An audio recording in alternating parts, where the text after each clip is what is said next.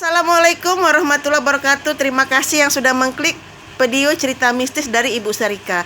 Nah, pada sore hari ini saya ingin membawakan sebuah cerita mistis dari dua orang pedagang restoran. Sama-sama memiliki sebuah restoran besar di kotanya. Restoran yang pertama itu dimiliki oleh Ibu Iin dan restoran kedua itu dimiliki oleh Ibu Wati. Nah, kedua restoran ini sama-sama menjual menu tradisional Indonesia. Jadi masakan-masakan yang ada di kedua restoran itu hampir sama, yaitu masakan tradisional Indonesia. Restoran yang Ibu Iin punya itu banyak sekali pengunjungnya, ramai, tidak berhenti-henti, hingga menu yang dia jual itu cepat habis. Sedangkan restoran yang kedua yang dimiliki oleh Ibu Wati itu sangat sepi, jarang sekali pengunjung. Harap dimaklumi memang karena restoran Ibu Iin ini memang menunya enak sekali gitu. Sedangkan restoran dari Ibu Wati ini menunya biasa-biasa saja. Nah, kebetulan saya juga pernah makan di kedua warung tersebut. Nah, ini adalah kisah dari dua orang pedagang yang memang saya kenal. Nah, selang beberapa waktu, tiba-tiba restoran dari Ibu Iin ini sepi. Tidak ada pengunjung. Ada sih pengunjung, tapi tidak seramai seperti dulu. Dari ramai jadi sedang, terus akhirnya turun-menurun, akhirnya sepi gitu. Sedangkan restoran dari Ibu Wati ini sekarang itu ramai sekali pembeli, makin besar dan makin ramai. Nah, akhirnya si Ibu ini curiga, karena salah seorang temannya itu pernah berkata kepada Ibu Iin, "Bu, kok restorannya kok tutup terus gitu? Karena saya ingin makan, tetapi saya melihatnya tutup dan selalu tutup gitu kan." Jadi Ibu ini kaget gitu, karena dia merasa selalu buka setiap harinya. Tetapi ada beberapa temannya yang mengatakan kalau restoran dia itu tutup.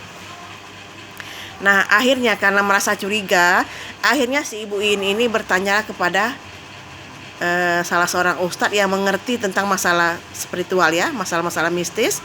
Nah, setelah dia menyelidiki kasus ini, akhirnya terungkaplah kalau restoran Ibu Iin ini sepi karena ditutup oleh seseorang yang tidak menyukai restoran Ibu Iin ini karena ramai. Nah, itu kata ahli spiritual tadi gitu. Setelah diselidiki sama si Ibu Iin ini, akhirnya ahli spiritual itu mengatakan kalau restoran dari Ibu Iin ini sudah disirami tanah kuburan. Jadi ada orang yang mengambil tanah kuburan yang sudah diisi ilmu dan ditaburi di depan restoran rumah Ibu Iin ini. Jadi setiap kali orang yang ingin makan di restoran tersebut, dia merasa kalau restoran Ibu Iin ini tutup. Dan itu tidak satu dua orang saja yang berkata. Nah, saya pun pernah mendengarnya ketika saya makan di restoran Ibu Iin ini. Itu ada salah seorang yang berkata kalau kenapa kok sering tutup restoran Ibu Iin ini. Padahal sebenarnya Ibu Iin ini buka terus, dia tidak pernah tutup. Jadi seperti itu. Nah, akhirnya sang ahli spiritual tadi mengajarkan Ibu Iin untuk setiap kali membuka restorannya, dia harus membaca beberapa ayat Al-Quran, termasuk sholawat Nabi, istighfar, ayat kursi itu di sebuah air yang dibacain, dan setiap sebelum dia membuka restoran itu dia menyiramkan air itu ke depan restoran dia. Jadi itu untuk penangkalnya. Dan setelah Ibu Iin mengamalkan apa yang diajarkan oleh ahli spiritual tadi, akhirnya pelan-pelan itu rumah makan dari Ibu Iin ini kembali ramai. Nah, dan rumah makan dari Ibu Wati tadi mulai sepi gitu, karena dia menggunakan hal-hal yang tidak baik untuk bersaing gitu kan. Jadi antara sama pedagang kita boleh bersaing, tapi bersainglah yang sehat ya. Jangan menggunakan ilmu-ilmu hitam seperti itu. Jadi seperti itu. Nah, Ibu Iin juga diajarkan oleh ahli spiritual tadi bahwa untuk menaburkan garam dapur di sekeliling restoran Ibu Iin tersebut.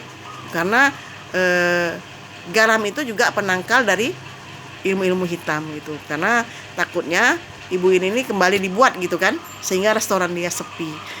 Dimana orang-orang merasa kalau Ibu ini tutup restorannya, padahal buka setiap hari.